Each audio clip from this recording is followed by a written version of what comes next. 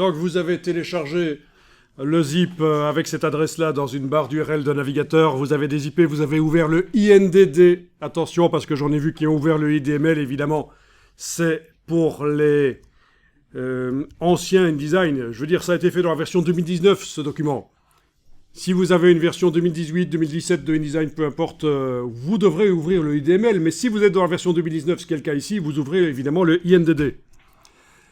Et quand vous avez ouvert le document, on va aller sur la page 3.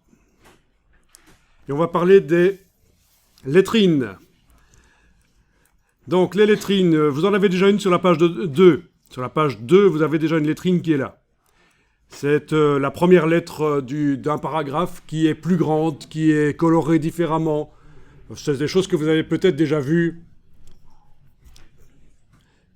Certainement, j'espère. Sinon, je me pose des questions. Donc voilà, comment ça fonctionne. Eh bien, la lettrine sur la page 2, je vais commencer par la page 2 finalement, la page de gauche là. La lettrine qui est là, elle utilise un style de caractère. Quel est le style de caractère utilisé? Je vous le dis parce que je le sais, c'est grande lettrine. Le style grande lettrine est utilisé par le premier caractère du paragraphe.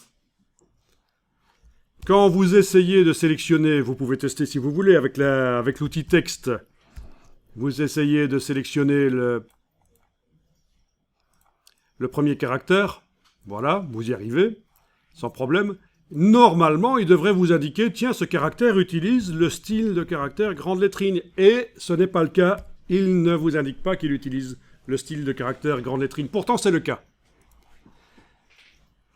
Petite parenthèse ici, si on a arrivé à sélectionner avec l'outil texte le premier caractère par clic et glisser comme ça avec l'outil texte, c'est parce que le calque qui contient le bloc de texte, évidemment, est déverrouillé.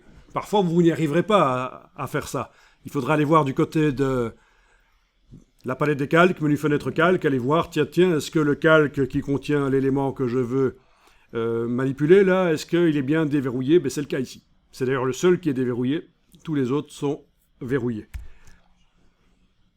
Par facilité, pour ne pas les activer par erreur, pendant qu'on travaille sur le texte.